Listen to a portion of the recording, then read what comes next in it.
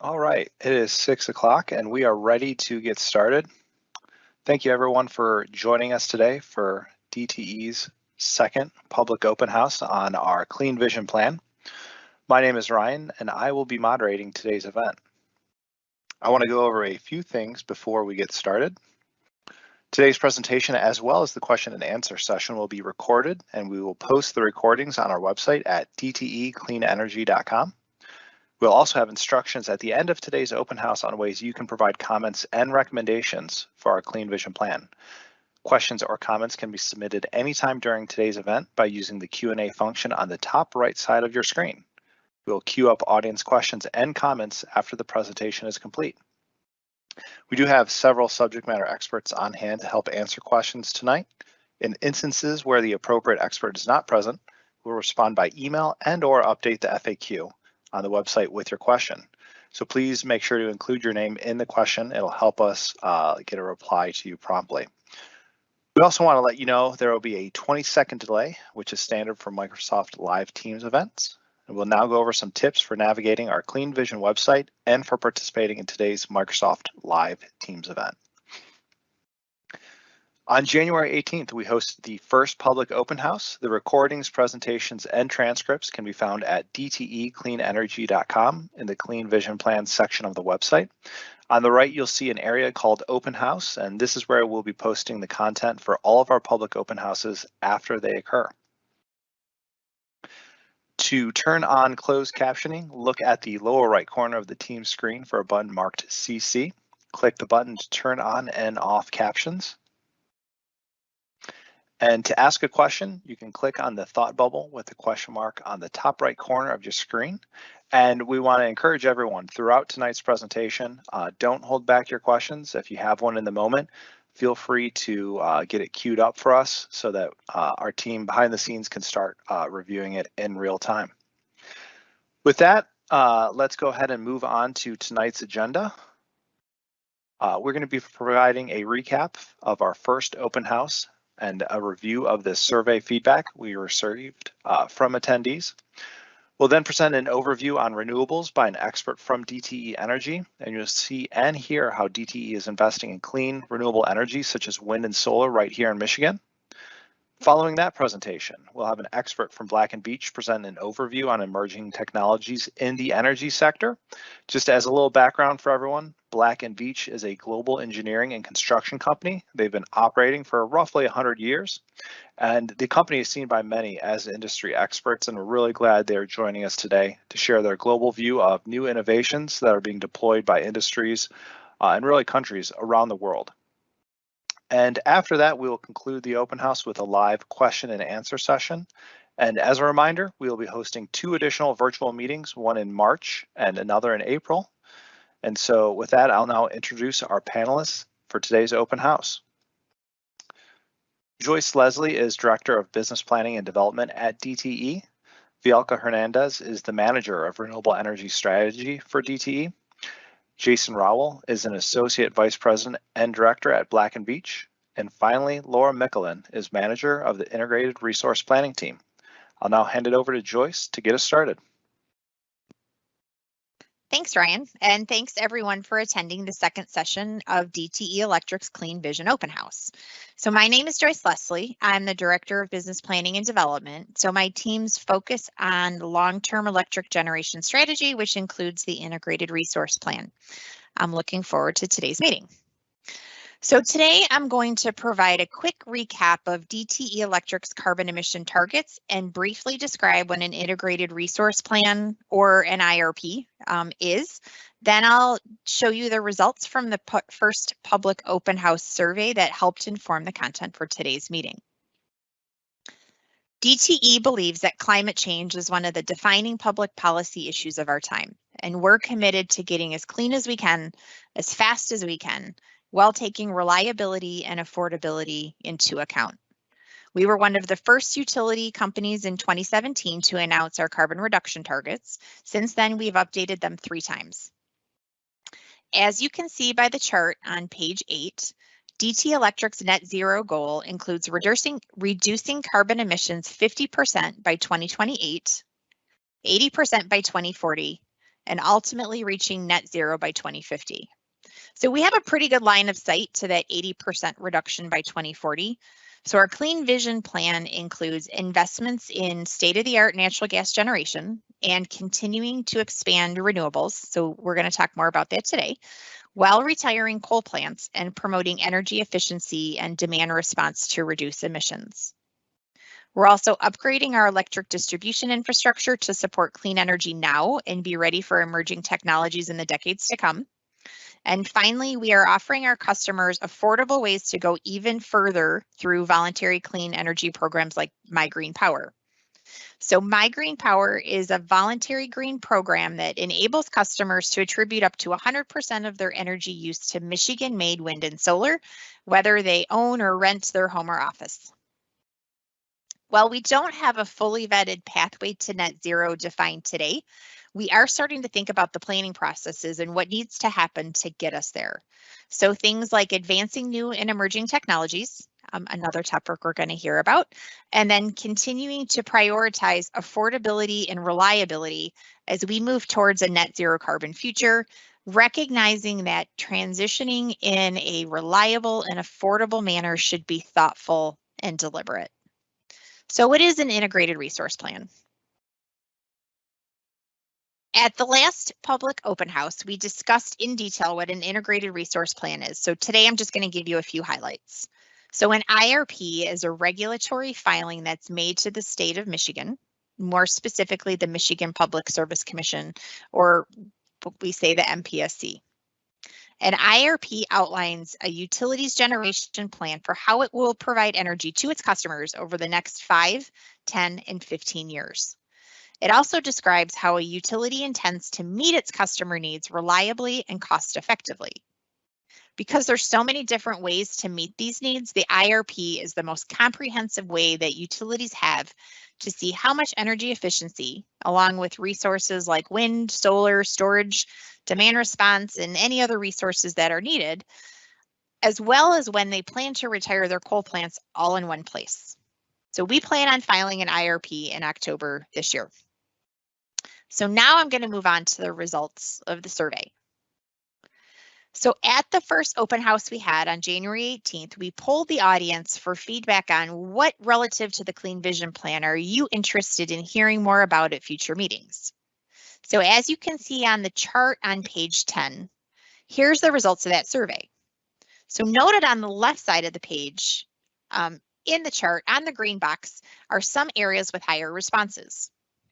So based on that feedback that we received, we developed the content for today's meeting, as well as what we're going to talk about in March and April.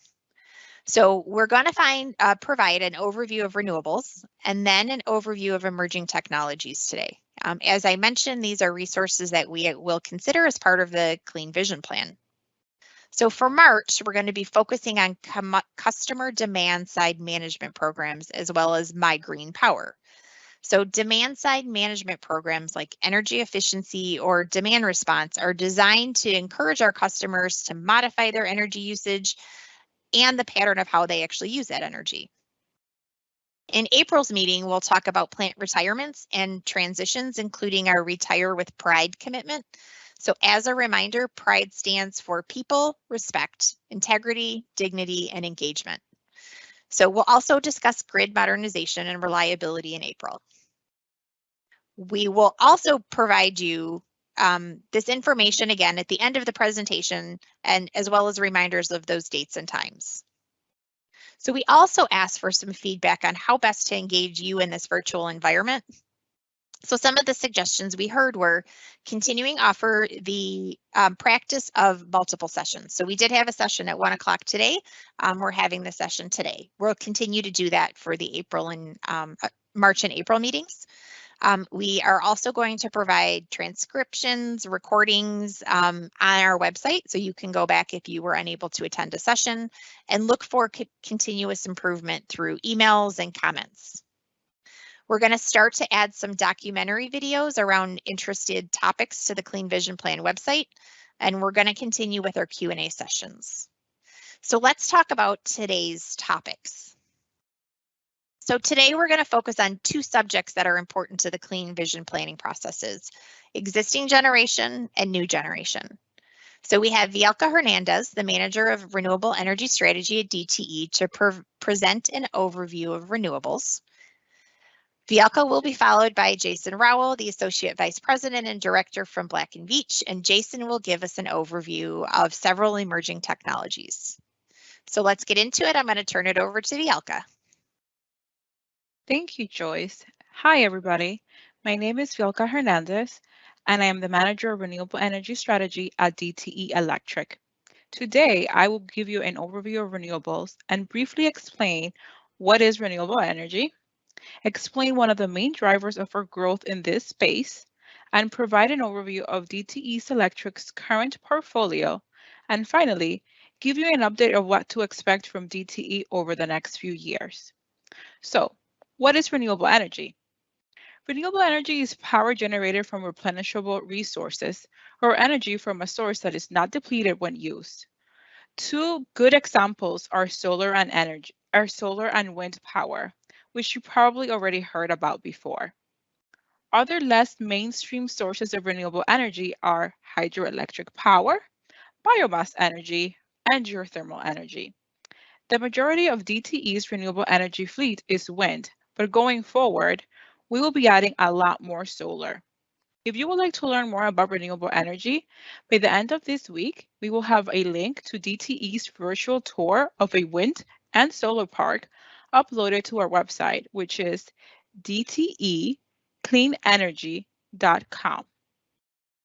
DTE Electric is Michigan's largest investor in and producer of renewable energy. Since 2009, we have driven investments of $3 billion in renewable energy infrastructure and will invest and drive investments of an additional $2.8 billion over the next few years, all in Michigan. Our portfolio currently has nearly 2 gigawatts of renewable energy online. This generation is enough clean energy to power nearly 700,000 homes annually. Since we're here today to support the upcoming filing of the Clean Vision Plan, let's explore how having a diverse renewable generation portfolio will benefit our customers. When you look at the combination of wind and solar generation in particular, as seen in this graph in slide 13, we can see why a balanced mix of renewable will benefit customers. Solar generation starts early in the morning when the sun rises and peaks in the early afternoon, ramping down in the evening when the sun sets. Wind generation, on the other hand, typically picks up at night. Solar and wind also complement each other seasonally.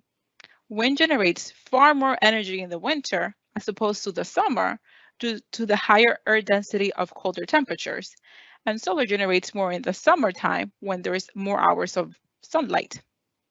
The complementary nature of wind and solar generation provides for a more reliable, constant source of power than each of them separately. Now that we understand the benefits of having a diverse renewable generation portfolio, let's explore what's driving growth in the renewable energy industry. One factor driving renewable growth is cost. It is a common misconception that renewable energy is expensive and dependent on tax credits. Tax credits are federal tax subsidies, and that in order for renewables to achieve cost parity or equal cost with other forms of generation, they need tax credits.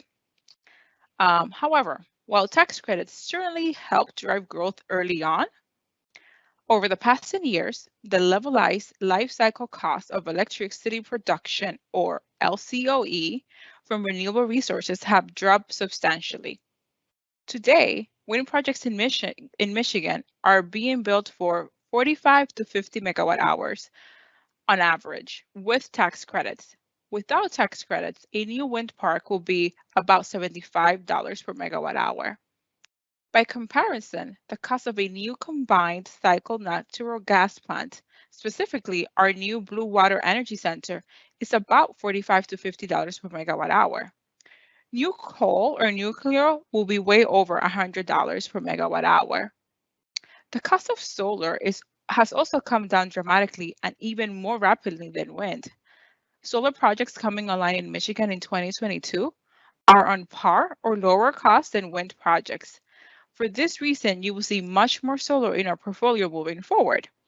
So, you may be wondering now, how has DTE's renewable energy portfolio grown over the years?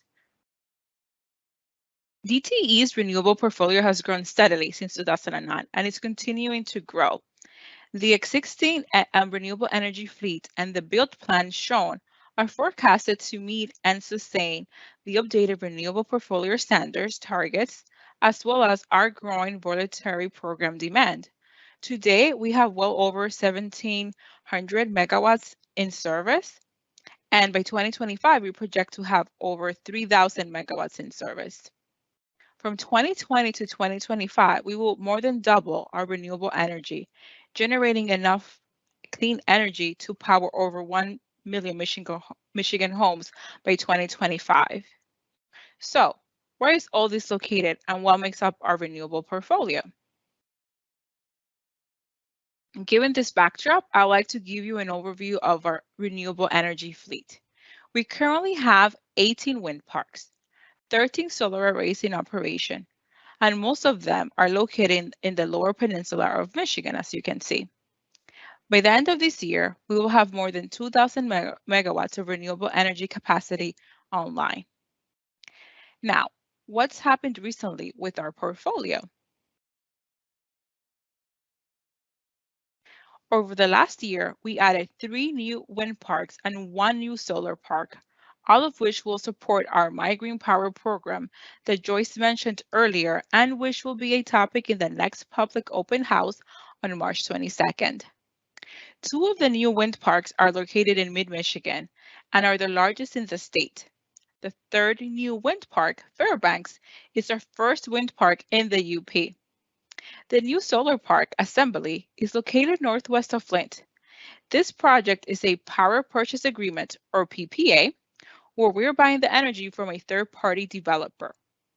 This project is also the first large-scale solar project in Michigan to use racking to enable the panels to rotate during the day and increase their efficiency.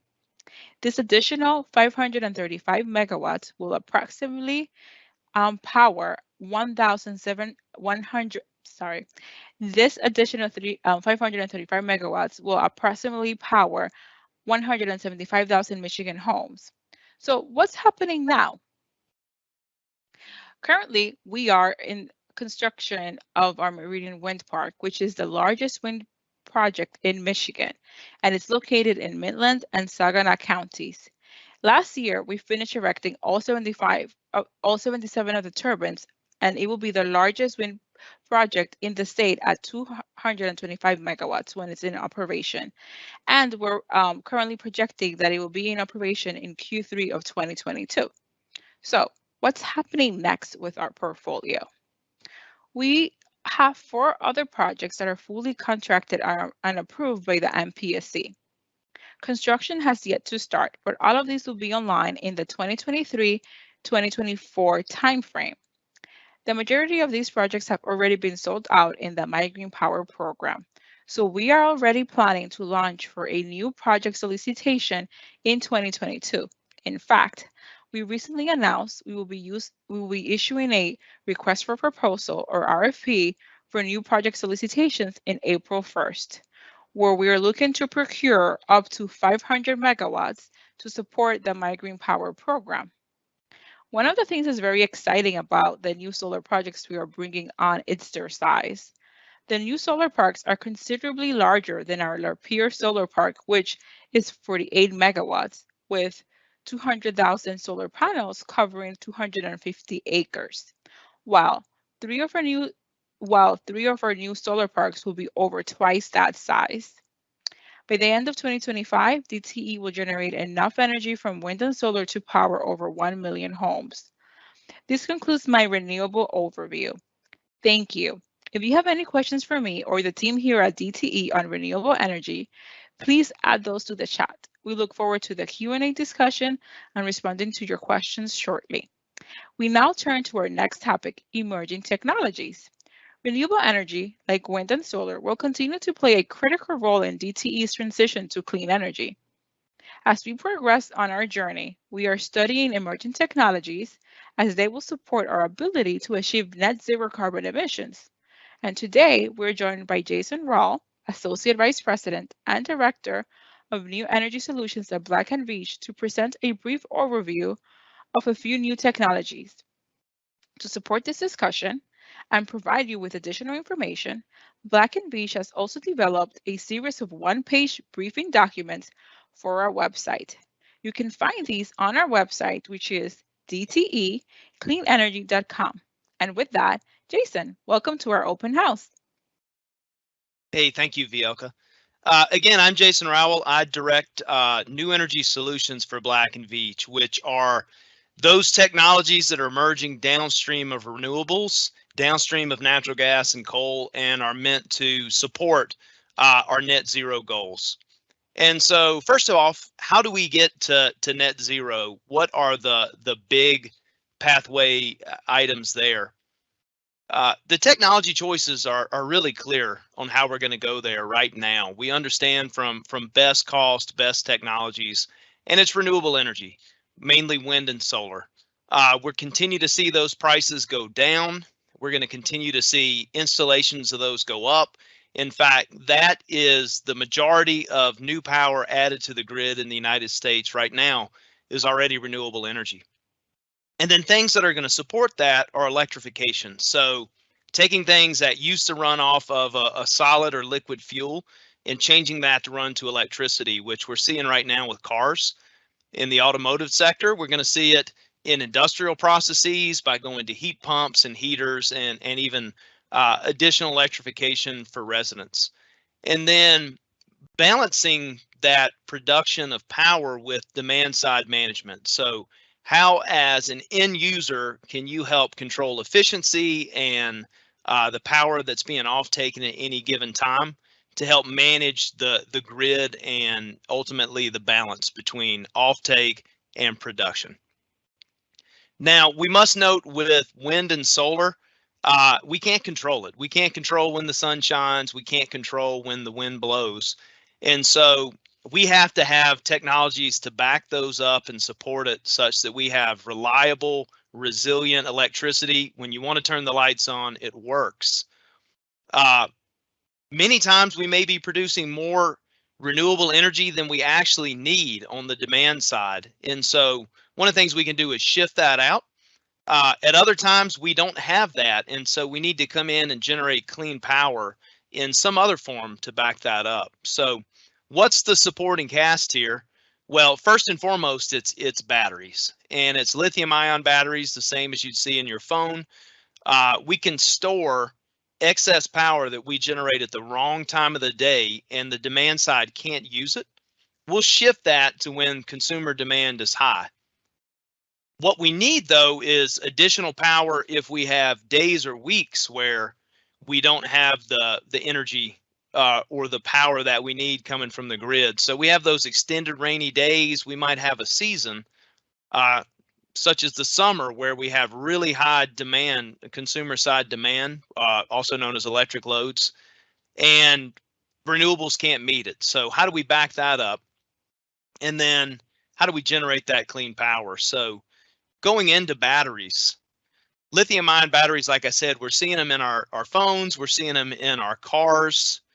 It is the go-to storage technology right now. If we can move to that next slide, it's the best in class technology, and it's really gone commercial. Starting in 2020, we saw where battery installations just started to really accelerate. And we're going to continue to see more and more batteries. In fact, we're going to start to see them being installed everywhere where solar and wind goes in. Now, those batteries, they're still really only applicable for about 1 to 4 hours of storage. And so we call that day shifting, taking that excess power in the middle of the day, at 3 p.m. when the sun's shining really hard, saving it, and then using it later in the day when you come home, you turn on your air conditioners, you turn on the heat, and we need to use that. So that's day shifting. But what happens when we need long duration storage? We need to shift that energy out for, days, weeks. That's where There's one technology here today to do it. We're still looking for some additional ones to get across that line. So what you see in the background picture of this slide, that's Ludington pumped hydro storage in Michigan. And what that's doing is taking water from Lake Michigan, and it's ultimately pumping it up to a higher elevation reservoir. So we're getting potential energy storage. And we're doing that when we have excess power, excess renewable power that we don't need. And then when we need it later, we can lower that water back into Lake Michigan, release the power through turbines, and put that back into the grid to satisfy the demand side. And that's actually one of the top 10 pumped hydro storage facilities in the world, and it's number 2 in the United States. So another way of saying that is that's the second biggest battery in the entire United States there in Michigan. Unfortunately, pump storage, you can't put it everywhere. And so additional options that we're in development for, flow and iron air batteries, which are essentially advanced chemical batteries for flow. Iron air is rusting metal, and so it has an opportunity to be really cheap and be able to do really long duration energy storage because it is very cheap, and ultimately we think we can make it pretty simple to do. Thermal energy storage is taking, maybe it's concentrated solar energy, it's other types of heat generation, and then storing that heat in sand, in graphite, anything where you can store away really high temperature medium, and then later use that heat to generate steam and turn a turbine to make power. Kinetic energy storage is really simple, and there's really a lot of opportunity coming into play. We're seeing companies come out. One is looking at essentially taking very heavy rail cars, pushing them up a hill. So think about pushing that up a mountainside, and that builds up energy storage. And then you release those rail cars in a controlled manner down that hill, turning generators, very much like a hybrid car would do. And that generates electricity that you can put back into the grid. We're seeing, super heavy weights in old mine shafts where you'd lower those and raise them as energy storage. Or stacking huge tons of garbage that have been made into concrete. So you'd lift them up when you have excess power and lower that when you don't. And then finally, chemical storage is taking like excess electricity, generating hydrogen, which you can store for months and months, gigawatt hours worth of power. So enough to power millions of homes, and then later using that as a carbon-free fuel. So many of these technologies are still emerging, meaning they're not commercial yet. They're not ready for prime time, but we're going through the early deployments to start bringing those costs down and make them commercial. Now, speaking of hydrogen, it's all over the media. It's very exciting. We've seen money put there in the infrastructure bill to go build hydrogen hubs across the United States. It's looked at as kind of the next technology to help us get to net zero. It's not new. Hydrogen's the most abundant element in the universe. 100 million tons are produced per year. Half of that goes into refineries for gasoline and diesel fuel. The other half is going to make ammonia for fertilizer, which is absolutely critical for creating fuel, and that market is going to continue to grow. So what we're looking to do is to generate that hydrogen in a clean manner. The way it's currently done is reforming coal or reforming natural gas, and then the CO2 is released into the atmosphere. So where we're going with that now, we call it future, but the capabilities there now, and these projects are starting to scale. Blue is taking that gasified coal or reformed natural gas. When we turn it into hydrogen, we capture that CO2 and we sequester it away so that it doesn't go into the atmosphere. Green is actually made from renewable electricity, and it's simply splitting water into hydrogen and oxygen atoms, both of which can have beneficial use in a number of applications, including power generation. So this is a carbon-free fuel that allows us to store up months and months of potential excess renewables. Think, March and April when consumer demand is low, and then use that in July and August. Now, I mentioned carbon capture relative to hydrogen, and that is part of where we're looking at using it. We're also looking at using it on the back of existing power generating facilities to remove that carbon from the exhaust flow. That also is not new. Black & Veatch, we've been doing carbon capture for more than 40 years. We have a lot of projects in service. They're mainly in the gas, fuels, and chemical industries. That same technology is now being moved over to power plants, which it hasn't been used there in the past just because it's not been economical. But as we start to move towards net zero, we start to get additional incentives to using that CO2, and we're able to bring those technologies down through better engineering. We're going to start to see it applied more and more. That carbon capture, it's going to take 85 to 95% of the CO2 out of those exhaust streams, and then we'll go lock it away. Right now, there's over 600 million tons. In fact, I believe there's over 800 million tons per the latest documents of CO2 that's already been permanently sequestered in the United States. Much of that for a process known as enhanced oil recovery. And there's 4,500 miles of CO2 pipelines across the United States. So very much today, CO2 is being used in multiple places, and much of that has come from natural reservoirs below the ground. So just like we have water in aquifers, there are huge reservoirs of natural CO2 under the ground that have been piped from to use for oil fields and other applications. So we do know that we can continue to put it away safely under the ground. Nature has shown us that for millions of years. Beyond sequestering it, though, we're also developing technologies for beneficial use. So using CO2 for concrete, using CO2 for carbon containing products. So that's going to allow us to have backup generation to further enable renewables when the wind doesn't blow how we want or the sun doesn't shine, using existing power plants. But there's another way to do that, and that's nuclear. Now, nuclear to date has been enormous reactors and projects that cost tens of billions of dollars, and it's not going to be that way in the future. Really, the world of building these huge reactors is going away, and it's given way to what's called small modular reactors, SMRs, which are about 1/5 to maybe even 1/10 or less the size of existing reactors. We're taking technology that we've had for 40, 60 years, continually improved, and the newer designs are what we call inherently safe. And what that means is you don't need mechanical systems. You don't need human intervention to control these reactors, to shut them down. They're passive systems that in any type of external force or action is going to help this machine shut down.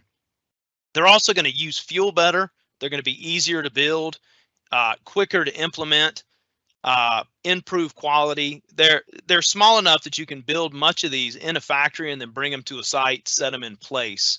And then this is again going to give us carbon-free, on-demand power that's being designed, unlike existing reactors that were designed, decades ago to just always run and provide power to the grid. These are being designed to ramp up and ramp down and follow the consumer demand and the generation that we see from renewables and providing electricity. The last thing I'll say about SMRs are there really are quite a few hurdles to clear before this technology goes commercial. It's at least 10 years from commercial adoption. The first reactors of these newer designs are being permitted now and are going into construction around the world now. And everyone else is going to be in a wait and see, prove it out, demonstrate to us that it works as you said.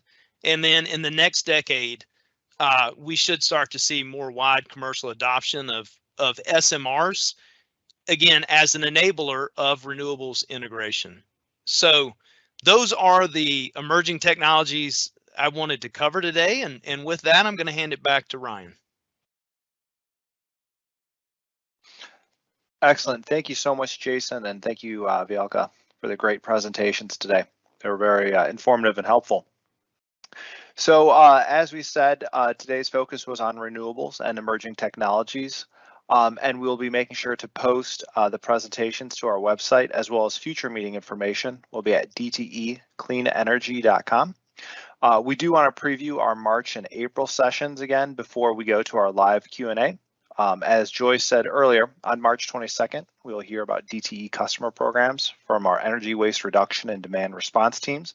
And you'll have a chance to hear more about renewables and our My Green Power program, which is a voluntary program that we mentioned where 100% of a subscriber's power can be attributed to Michigan-made renewable energy. And then in April, on the 19th, we'll have a discussion on coal plant retirements and transitions, specifically our Retire with Pride initiative. You'll also hear from our distribution operations team about grid modernization efforts and reliability. So with that, we will conclude the presentations and transition over to our live Q&A portion of the event for this evening. I want to mention, of course, at the top that all of your questions are important to us, and we will do our best to get through as many as we can. You may also see responses to questions posed directly in the Q&A channel. And if you have a question that isn't already there, now is a great time to type it in. And please remember to include your full name. That will help. But again, we appreciate if you do want to remain anonymous. You'll also see just on this screen a reminder of how you can submit questions into the Q&A chat. And we do anticipate there is a short delay when using Microsoft Teams events, roughly about 20 seconds. So what we're going to do is pause for about a minute or two to allow the presentation to catch up and to allow our audience members to go ahead and submit those questions. So we'll be back on about 6:39-ish. And as questions are submitted into the queue, we do have a number of topics that we wanted to bring up to, one, help spur discussion, but are also questions that we thought might be interesting for tonight's audience. So Laura, the first topic we wanted you to expand on is really about emerging technologies. And the question would be, how will DTE be looking at emerging technologies in the Clean Vision Plan? And are the emerging technologies that Jason walked us through tonight the only ones that you're looking at? So thanks, Ryan. I'm Laura Michelon. I'm the manager of the IRP, Integrated Resource Planning Group and Modeling team here at DTE. So we will be looking at most of the emerging technologies that Jason mentioned, for example, the battery storage, carbon capture and storage, as well as hydrogen. And then along with those, we're also evaluating the more traditional technologies, such as gas combustion generators, and the renewable being the wind and solar that Vielka discussed. In addition to those, we're also evaluating demand response and energy efficiency. So all of these types of resources will be considered in our IRP optimization modeling tool, and they will be evaluated on the basis of their cost to customers, environmental impacts, and reliability. That's great. Thank you, Laura. We will pause again for another moment as we wait for questions to come into the queue. As we allow those questions to populate, Laura, we'll turn it back over to you just to expand on the point regarding renewables tonight. One of the topics is, how are renewables being considered in the IRP? So we are considering our current fleet renewables that Vielka discussed, and also how those current fleet renewables and the rest of our fleet will fit in with any new renewables. And this would include our forecasted growth of the My Green Power, the voluntary renewables. So the specific operational characteristics, which includes the forecasted hourly generation of all of these solar and wind resources, are inputs into the IRP model. And we then align those with the customer's forecasted energy usage on an hourly basis. So we're modeling all the hours of each year for a 20-year study period. And then the model uses these inputs to then determine the optimal mix of resources. And again, that optimization is based on the cost to customers, the environmental impacts, and the reliability of that optimal mix. Excellent. Thank you, Laura. We do have one question that came in through the chat, which is great to see. And the question is, solar and wind projects across Michigan are facing heavy opposition from residents who do not want utility scale facilities in their backyard. Is DTE advocating at local meetings to make sure these much needed projects are passed by local zoning authorities? Vielka, do you want to talk a little bit about the efforts of your team when it comes to not only siting, but also community engagement and working with local governments? Yes, I can do that. So DTE has successfully worked with communities throughout the state who are hosting our 50+ wind and solar projects. In addition, we're constantly evaluating sites around the state for potential future renewable energy project development. And this does involve us attending and advocating for these projects at local meetings.